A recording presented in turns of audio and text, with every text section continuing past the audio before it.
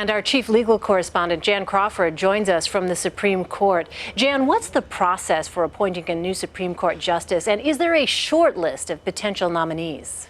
Well, I mean, first of all, I think, there's in a regular situation, and then there is this political fight, which I think is really going to be unprecedented. So we've got a guideline for what's going to happen, but we may have to throw a lot of that out of the window. I mean, the president is expected to make a nomination in the next couple weeks, and then it would go up to the Senate. And the Senate would do its investigation, and then the Judiciary Committee typically would hold hearings, and then they would have a vote, and then it would go to the full Senate for more debate and potentially a vote. But here, I think it is unclear whether Senate Republicans will even schedule hearings on President Obama's nominee. Majority Leader Mitch McConnell said that this should wait until the next president takes office. And so you see all kind of leading Republicans in the Senate. I mean, these are senior members of the Senate, too, on that Judiciary Committee, saying that they will oppose any effort to confirm this nominee, no matter who it is. Now, the president, as you said, does have kind of starting to develop this working short list of potential nominees. Many of those are federal appeals court judges. They've been confirmed by the Senate before.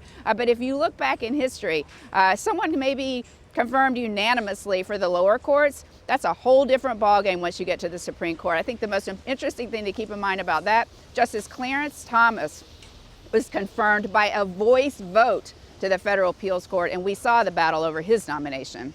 Yeah, you know, in listening to the conversations about the political fight to come, I'm hearing things like epic battle, bloodbath. You would think you were talking about a blockbuster movie if you didn't know any better, the hyperbole here. But let's talk about the impact to the country if the Senate really does block President Obama's eventual nominee, and there are then 8 Supreme Court justices sitting on the court. What happens then?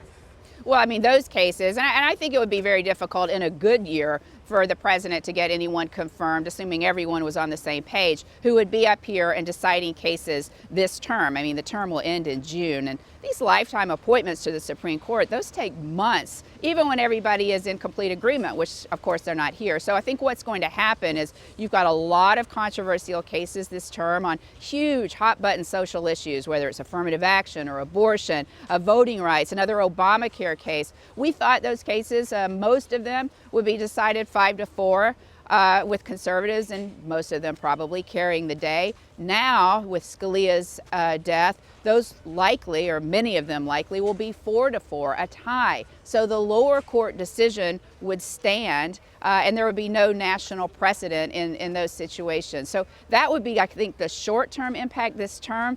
But, you know, the loss of Scalia for this court is so much bigger than just one term, because if President Obama, and this is why the stakes are so high for Republicans and Democrats, if President Obama were to nominate his replacement and that person were to be confirmed, that would change the balance of the Supreme Court. It now tilts conservative. That would shift the court to the left. And so all of these decisions that we now see coming out in a conservative direction would then be liberal victories. And that's why Republicans are united at this point to say this is too important to let this president make that decision in the middle of an election. We should wait for the next president. That's what Mitch McConnell is saying.